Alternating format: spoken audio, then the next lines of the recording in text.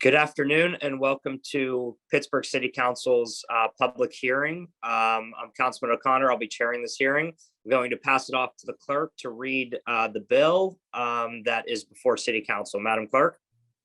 Bill number 1815, ordinance amending the Pittsburgh Code, Title 9, zoning, Article 9, Chapter 909, Plan Development Districts, Section 909.01, QSP 10, Hazelwood Green, Specially Planned District by amending certain text, deleting certain text, and or replacing certain text within the zoning code.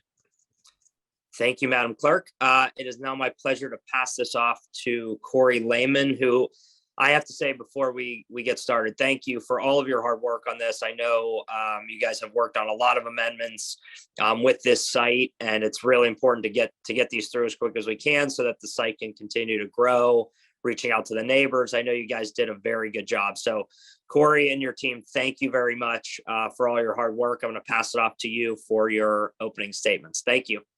Thank you, Councilman, and thanks as well to our team, our staff. I think a lot of credit goes to a number of folks that put in extra time to help come to some consensus around some of the items. But starting off back at the beginning, this is Council Bill 1815 of 2021.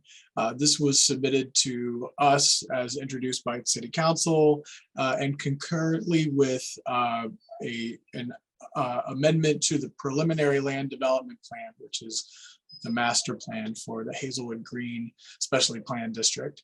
And this was reviewed by the Planning Commission on November 23rd.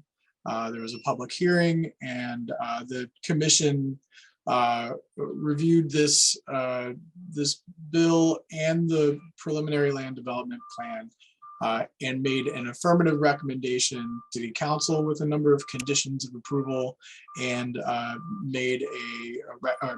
approved the preliminary land development plan amendments also with similar conditions of approval. The conditions of approval were related to a number of items within the zoning text and the preliminary land development plan, or PLDP,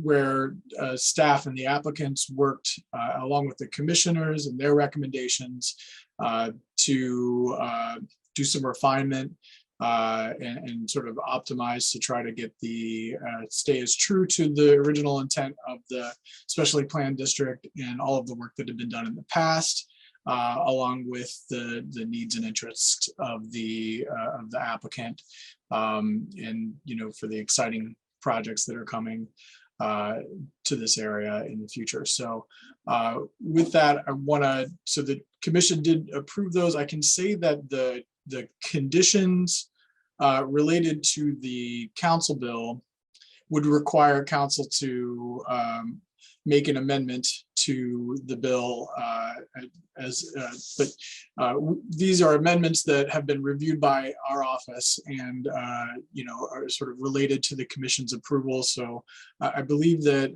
with the final some of the final work being done even this week, the sort of final draft would be compliant with the commitments, would just require a majority vote, and you're receiving this bill with an affirmative recommendation from the Planning Commission with those conditions having been met.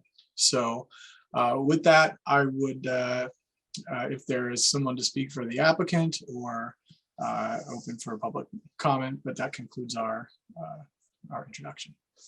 Thank you. And Corey, you are right. The bill comes back to us on Tuesday, and we do have amendments that when we make the motion to approve this bill, we will make those amendments that you're talking about. So thank you for a reminder on those amendments. I know those were neighborhood input, as well as community groups, as well as the commission and yourself as well. I think we'll now go to public comment. Madam Clerk, do you want to read the names? Sure. The first speaker is Brent Leahy.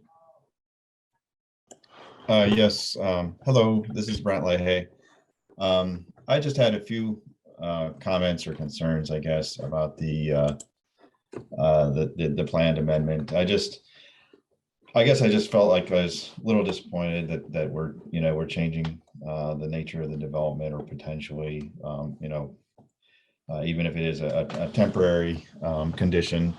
And I know that this Almano and now Hazelwood Green has been much touted as as a green development, and kind of an example for others to follow. And I just wanted to know, or just wanted to say a few things. First of all, if there's anything that can be done to mitigate the situation, like could we first of all provide charge if we're going to have parking lots, surface lots, we charge to cover the cost of those surface lots. Otherwise, we're subsidizing vehicle use over other forms of transit. And on the same note, can we provide transit passes to the employees that are and people using the site? And third, can we look at other options? I know that the Mon Oakland connector, it's facing some delays, or it may not happen, but can we look at other things like paying the operating costs for perhaps Port Authority to extend the 75 to Hazelwood, or operate the 93 on extended service over the weekends. So that's all I really had to say. I just wanted to get that air those comments, and really don't have anything else. Thank you. And I I guess I can make my comments now on that.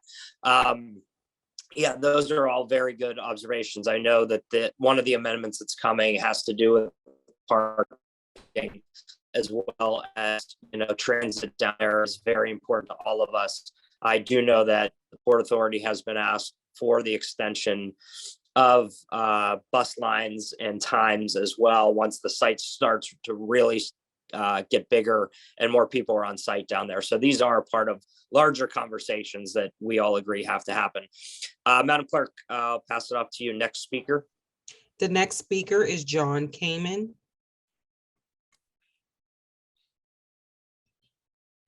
Good afternoon.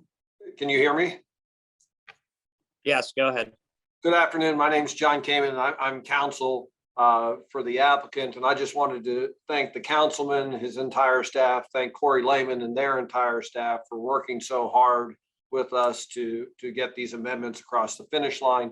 I think that the purpose of these amendments is to stay as close as possible to the original goals of Hazelwood Green, but to recognize that there hasn't been a ton of success there, and to go ahead and to pave the way for additional projects to actually happen and to move forward.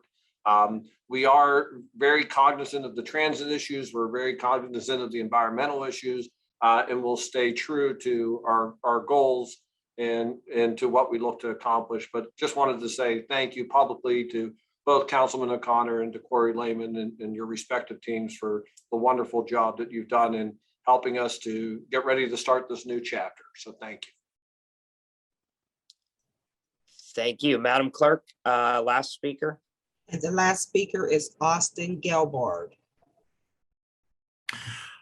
Hi, yeah, this is Austin Gelbard with Tishman Speyer. I'm also, working with the applicants on this text. So I had joined as a speaker for the purposes of answering questions. So I also want to take the opportunity to thank everybody involved, Corey and his whole team, the councilman. I just thought I'd give a nod to Brent's question. There will be, in accordance with the zoning text, it's a transportation demand management plan at the site that incentivizes alternate modes of transportation. And so it's something we're very, very cognizant of and intend to execute on as the development progresses. So if there are any other questions, I'm happy to take them also while I'm on. But I see that we don't have a large number of people that have joined. So happy holidays to everybody. Thank you. And yeah, I Madam Clerk, just correct me. I do not see any other members on the call. So therefore, having heard that, and obviously we understand the importance of this, and glad that question has been answered multiple times, because that's a big concern for everybody. I will just make a motion to adjourn this meeting, and the bill will be on council's schedule this Tuesday. Again, it will be amended at the table. but we will bring it to the table this Tuesday for our final meeting. So with that, I would like to adjourn the meeting and thank everybody for being here. Thank you. Thank you.